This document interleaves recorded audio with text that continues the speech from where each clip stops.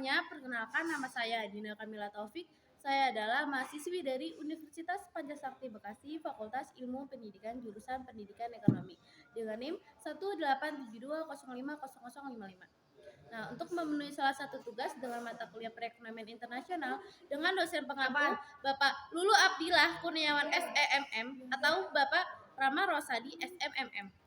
Nah, di sini saya akan membahas mengenai ekonomi internasional yang bersumber dari buku ini yang dengan penulis Bapak Budiono, lalu dengan penerbit BPSE Yogyakarta. Yang pada pencetakan pertama pada tahun 1981, lalu pencetakan ke-22 pada tahun 2001. Yuk disimak penjelasan dari saya.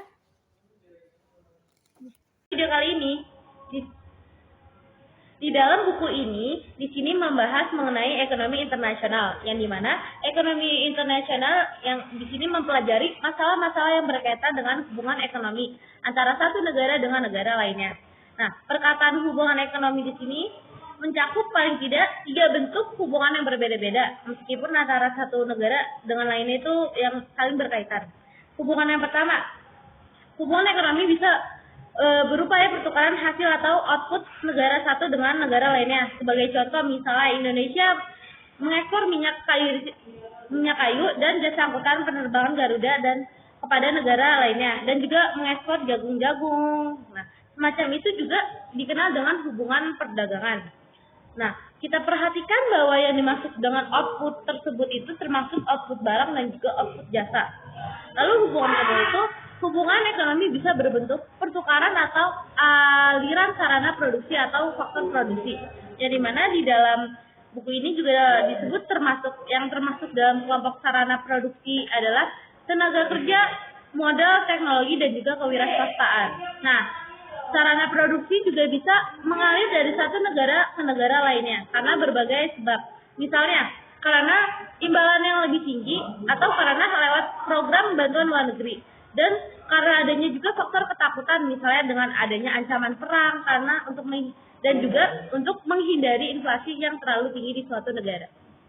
Lalu di dalam buku ini juga mempertanyakan apakah barang ekspor ini lebih bersifat faktor produksi ataupun output. Tetapi ekspor impor ini memang sesuatu yang masih bisa diperdebatkan dari segi ekspor nikel, ekspor tembaga juga sebagai yang dianggap sebagai faktor produksi lainnya.